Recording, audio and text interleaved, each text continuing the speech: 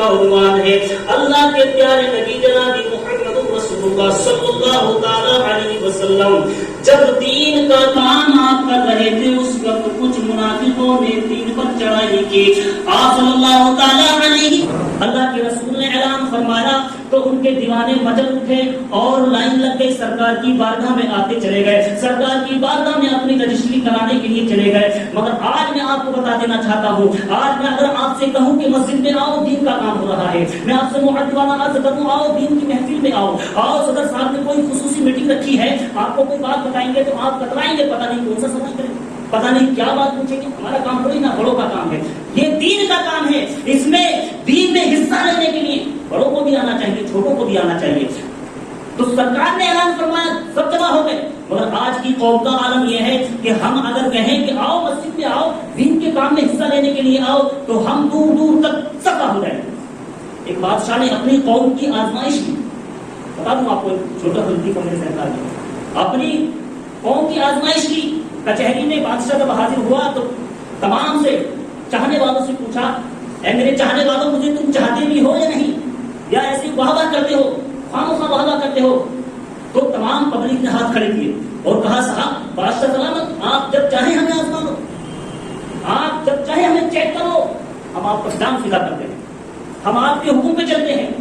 بادشاہ نے کہا ٹھیک ہے, آپ اگر مجھے واقعی میں مجھے چاہتے ہیں تو کل جب صبح کچہری لگے گی اور کل جب صبح تم گھر سے اپنے آؤ گے تو اپنے گھر سے ایک ایک بالٹی میں دودھ لے کے آنا. کیا دودھ لے کے آنا, اور یہ میرا جو ہوش کھلا ہوا ہے اس کو اس میں ڈال دینا. پبلک بولی یہ کتنی بڑی بات ہے, کل کو ہی لوگ, کل کا دن ہوا تو سب لوگ محفل میں بیٹھنے والے کچہری سے اٹھتے وقت بولے کیا ہے ایک بالٹی دودھ تو بڑا کرنا پڑ جائے گا. سب دودھ لائیں گے, ایک شخص نے یہ دل میں نیت کی کہ سب تو دودھ لائیں گے ہی, ہم ایک بالٹی پانی لے آئیں گے تو کچھ پتہ نہیں چلے گا. سب دودھ لائیں گے, ایک بالٹی پانی میں لے آؤں گا, مگر اس کو کیا نہیں کیا, صبح کے وقت میں اندھیرے کے وقت میں ایک بالٹی پانی لاؤں گا تو کام چل جائے گا. لہٰذا ایک شخص نے یہ نیت کر رکھی تھی, دوسرے نے بھی یہی نیت کر رکھی تھی, تیسرے شخص نے بھی یہی نیت کر رکھی تھی, یہاں تک کہ ساری پبلک میں جتنے بھی نوجوان جتنے بھی حضرات بیٹھے سب نے یہی نیت کی, سب دودھ لائیں گے, ہم ایک بالٹی پانی لے آئیں گے تو کوئی بات نہیں ہے. لہٰذا صبح ہوئی اور جب صبح کا وقت ہوا سارے کے سارے لوگ جتنے بھی اپنے اپنے گھر سے بالٹی میں پانی بھر کے لیے, کیونکہ دن میں یہ ارادہ تھا سب دودھ لائیں گے, ہم ایک بالٹی پانی لے کے, تو وہ یہ سمجھ رہے تھے کہ ہم ہی تو لا رہے ہیں پانی, باقی تو سب دودھ لا رہے ہیں. لہٰذا سب کے سب پانی لے لے کے آ کر تمام ہوش کو بھر دیا. یہ پھر کہا صبح بادشاہ آنکھوں کو پسندتے ہوئے آیا, بولا دیکھتے کہ کیا ہے. دیکھا گیا تو پورے حوض میں پانی ہی پانی, ایک بھی بالٹی دودھ کوئی نہیں لایا. تو قوم کا ہماری دھوکہ دھڑی کا یہ عالم ہے. ہم سچائی کی باتیں بتانے کے تمہیں, ہم جھوٹ سے آپ کو پرہیزگاری, جھوٹ کو دور ہٹانے کے لیے, جھوٹ سے بچانے کے لیے آپ کو باتیں بتا رہے ہیں, حدیثیں سنا رہے ہیں, قرآن کی آیتیں پڑھ کے سنا رہے ہیں. مگر قوم اپنے آپ پر اتنی چالاکی دکھاتی ہے, اتنی چالاکی بنتی ہے کہ آپ ہم کچھ بتائیں وہ کچھ دوسرا بلا بنا. دیکھا نہیں آپ نے, بادشاہ نے جب دیکھا, دیکھ کے حیرت کی حد نہ رہی, افسوس پہ پڑ گیا, واہ میری قوم کیا تم میرا ساتھ ہو. ایک ہی پلیٹ فارم پہ چلنے والے لوگ, ایک ہی کلمہ پڑھنے والے لوگ, ایک ہی قرآن کی تلاوت کرنے والے لوگ اور ایک ہی قدم پہ بیٹھنے والے لوگ, ہم کیسے سمجھ لیں کہ ہمارے ساتھ ہوگا.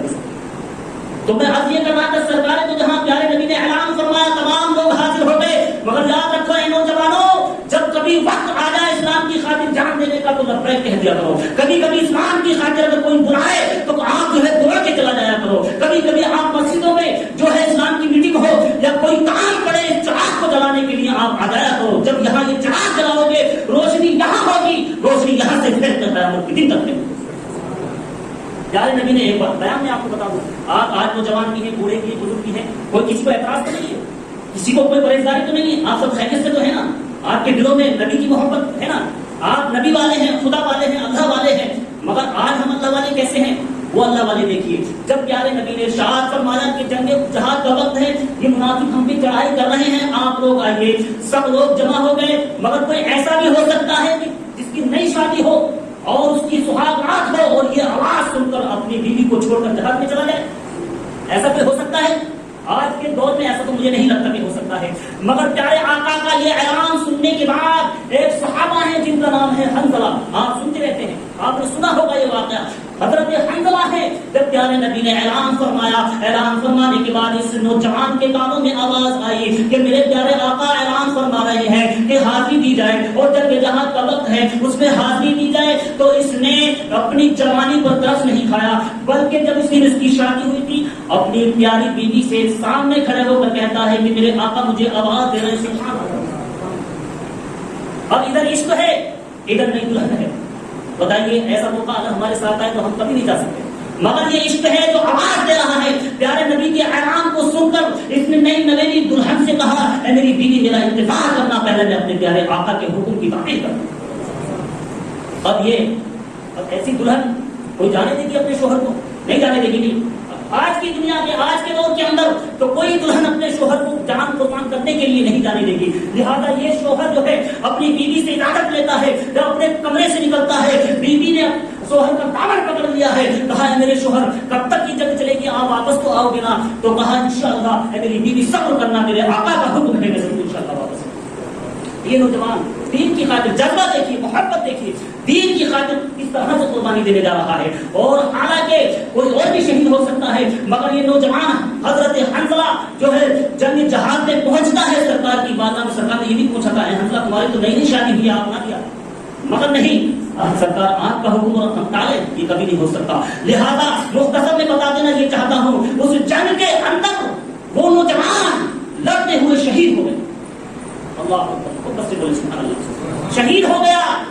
اب وہ جو ہے جب شہید ہو گیا, جب فتح ہوئی اور سب اپنے اپنے شوہروں کو دیکھنے کے لیے مکہ میں حاضر ہوئی. اب یہ بیوی بھی جو ہے لائن میں آتی ہے اور انتظار کرتی ہے کہ میرا شوہر بھی آتا ہوگا.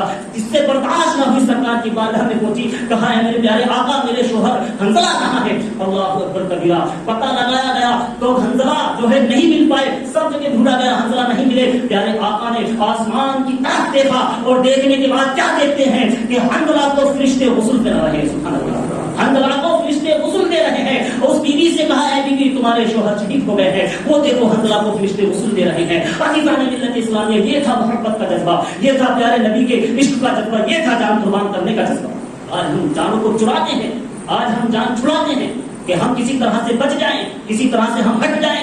مگر یاد رکھو پیارے نبی کے اعلان کو سننے کے بعد اسی نوجوان نے جب اپنی جان قربان کی تو مدینے کے تمام لوگ سرکار کی بات ہمیں آئے, اور ایک جو ہے عورت اپنے گودی کے بچے کو پیش کرنے کے لیے آئی.